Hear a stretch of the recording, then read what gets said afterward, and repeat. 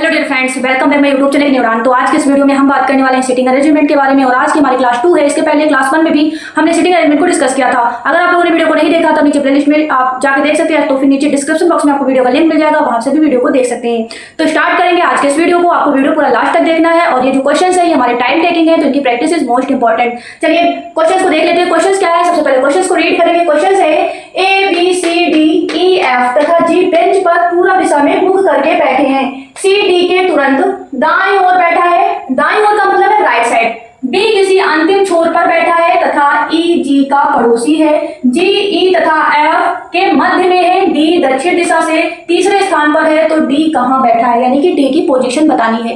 तो इस क्वेश्चन को कैसे सॉल्व करेंगे, सबसे पहले हम लोग एक पॉइंट को समझेंगे। वो पॉइंट क्या है कि डायरेक्शन की बात चल रही है, सभी जो बैठे हैं वो पूर्व डायरेक्शन की तरफ बैठे हैं। तो सबसे पहले हम लोग समझ लेते हैं डायरेक्शन के बारे में। जैसे ये हमने डायग्राम बना लिया, इधर आपको पता है ये होता है हमारा ईस्ट साइड यानी कि ईस्ट डायरेक्शन, ये होती है हमारी वेस्ट डायरेक्शन, ये होती है हमारी नॉर्थ डायरेक्शन और ये होती है हमारी साउथ डायरेक्शन। अब जो जो बताया जा रहा है उसको हम लोग करते जाएंगे। सबसे पहले पॉइंट में जाते हैं कि A B C D E F तथा जी एक बेंच में बैठे हैं। तो बेंच आपकी कैसी होती है, या तो फिर स्क्वायर के फॉर्म में होगी, या फिर कैसी होगी, सर्कल के फॉर्म में होगी, और या फिर रेक्टेंगल के फॉर्म में होगी। तो यहाँ पे देखते हैं कि बेंच के बारे में बातचीत की जा रही है। तो सी डी के तुरंत दाईं ओर बैठा है। बी किसी अंतिम छोर पर, तो बी अंतिम छोर पर बैठा है, तो हमने डायग्राम बनाया। अंतिम छोर की बात चल रही है, तो ये हो गई हमारी बेंच। बी जो है अंतिम छोर पर बैठा है, तो बी या तो यहाँ बैठेगा या फिर यहाँ बैठेगा। इतनी बात क्लियर हो गई। बी या तो यहाँ पे बैठेगा, सपोज दैट बी या तो यहाँ पे बैठेगा या फिर यहाँ पे बैठेगा। और पूर्व डायरेक्शन की बात चल रही है, तो इस साइड सबके मुख होंगे, पूर्व डायरेक्शन की साइड होंगी। टोटल नंबर कितने, 1 2 3 4 5 6 7। तो हमें 7 काउंट करने हैं, 1 2 3 4 5 6 और 7। तो ये 7 पोजीशंस है हमारी। क्या है, 7 पोजीशंस है जो कि ईस्ट डायरेक्शन में है, यानी ईस्ट साइड में है। अब हमको बताना है कि बी या तो आपका कहां पे बैठा है, बी की पोजीशन किसी अंतिम छोर पर, बी या तो ऊपर बैठा है या तो फिर नीचे बैठा है। अगली लाइन को पढ़ेंगे।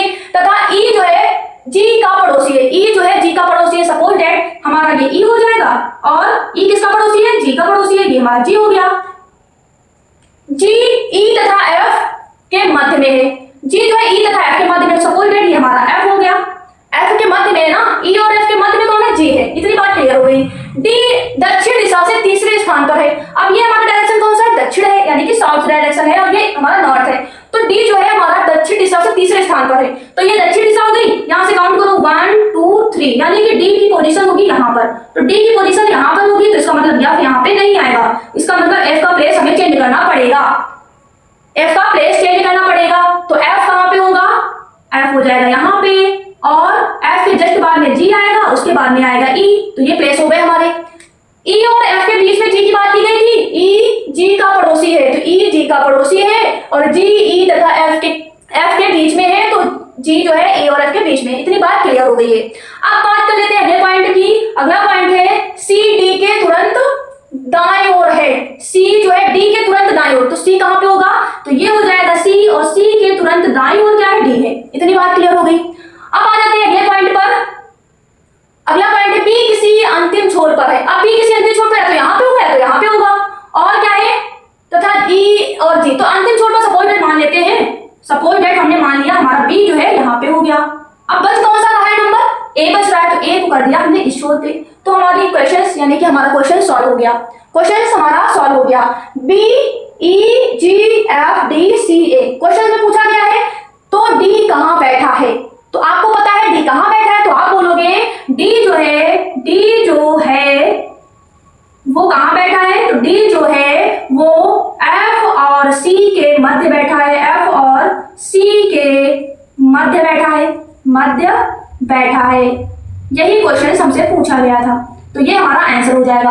कहाँ बैठा है, कहाँ पे बैठा है, यही हमारा क्वेश्चन है जो कि हमसे पूछा गया है। अगर कोई डाउट है या चीजें क्लियर नहीं हो रही है, तो आप लोग कमेंट में जरूर बताना, और वीडियो अच्छा लगा है तो वीडियो को शेयर करना। तो डी जो है वो एफ और सी के मध्य में बैठा है। अगर आपसे यहाँ पे क्वेश्चन पूछ लेता कि बताइए जो जी है वो किसके दाईं ओर बैठा है, तो दाहिना साइड क्या होगा, जी का दाहिना होगा ये, और जी का बायां होगा नीचे का। तो दाहिना यानी कि राइट साइड, तो जी के राइट साइड में ई है, और जी के लेफ्ट साइड में कौन है, यहाँ पे अगर आपसे पूछा जाता है कि जी का जो राइट साइड में बैठा शख्स है वो कौन है, तो आप बोलते हैं जी का जो राइट साइड है वो है हमारा ई। कौन पर्सन है? ई पर्सन बैठा है। और अगर आपसे पूछा जाता है जी का लेफ्ट साइड में कौन है, तो जी के लेफ्ट साइड में बोलते हैं आप हमारा एफ हो जाता। तो इस तरह से क्वेश्चंस को सॉल्व कर लेते। अगर कोई डाउट है तो जरूर बताना, वीडियो को शेयर करना, चैनल को सब्सक्राइब कर लेना इसी तरह की वीडियो को देखने के लिए। आज के वीडियो में इतना ही। हम आपसे फिर मिलते हैं नेक्स्ट वीडियो में नेक्स्ट टॉपिक के साथ। तब तक के लिए thanks for watching this video and